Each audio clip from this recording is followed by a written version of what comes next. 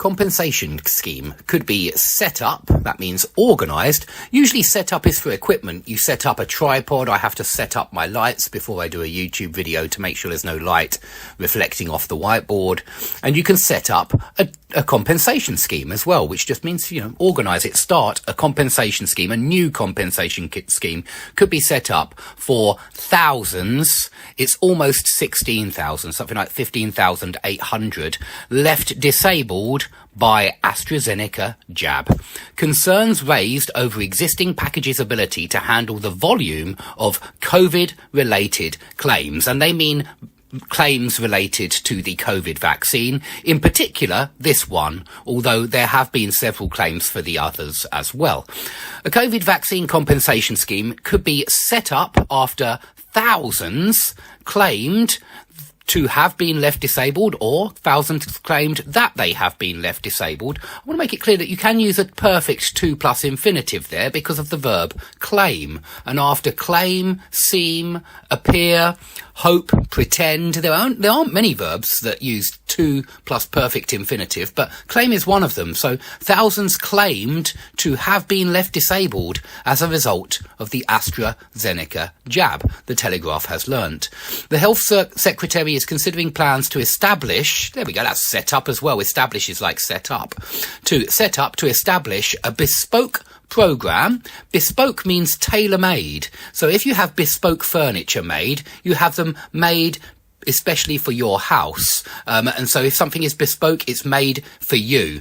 And so this is a bespoke program made especially for the victims of the COVID jab. So for those suffering from life-changing conditions as a result of this medicine that was mandated by our governments, similar to the scheme for victims of the infected blood scandal. This is another medical scandal. Medical scandals happen all the time, just as journalists and politicians lie all the time. And that's something you really have to get used to in life. It comes amid concern the existing vaccine damage payment scheme is struggling to cope after becoming overwhelmed by a huge volume of claims from those suffering from very rare side effects after the COVID vaccine. So there is a huge number of people suffering from those very rare side effects, okay? Campaigners argue that the vaccine damage payment scheme, which was set up in 1979, is no longer fit for purpose. That means that it's no longer functioning in the way that it should be. Officials at the Department of Health and Social Care are understood to be looking at whether the vaccine damage payment scheme should be reformed or overhauled. Last month, Wes Streeting and Andrew Gwynn, a health minister, I don't know who either of them are, I've never heard of either of them, met with campaigners from the vaccine bereaved. Now remember, bereaved means that someone in your family has died due to this wonderful medicine, and injured. That means someone in your family has been injured, very often seriously injured, very often paralysed.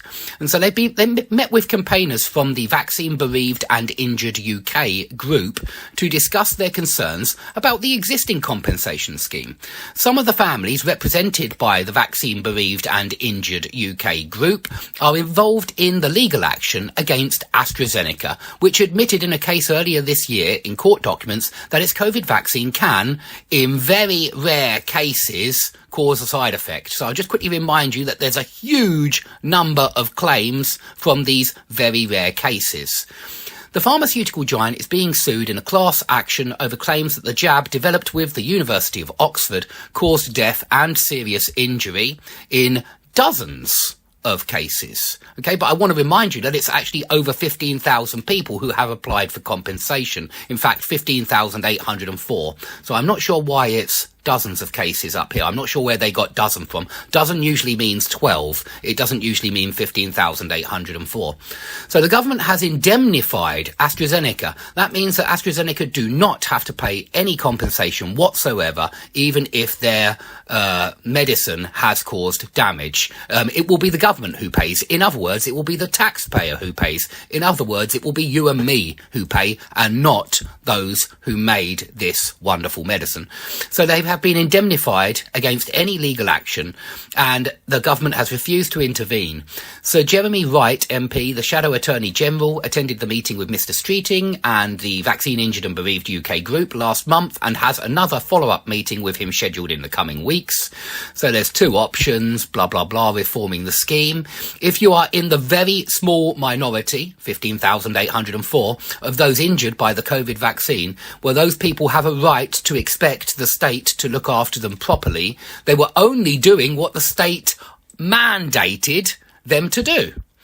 Over 15,000 people have applied for compensation from the Vaccine Damage Payment Scheme for alleged harm caused by COVID vaccines. Alleged means it hasn't been proven yet, and so some of these people may not be telling the truth. According to the latest official figures, of the 15,804 claims that have been made to the VDPS from those suffering from an adverse reaction, side effects, those very rare side effects to the COVID jab, only 188 have been told that they are going to get some money.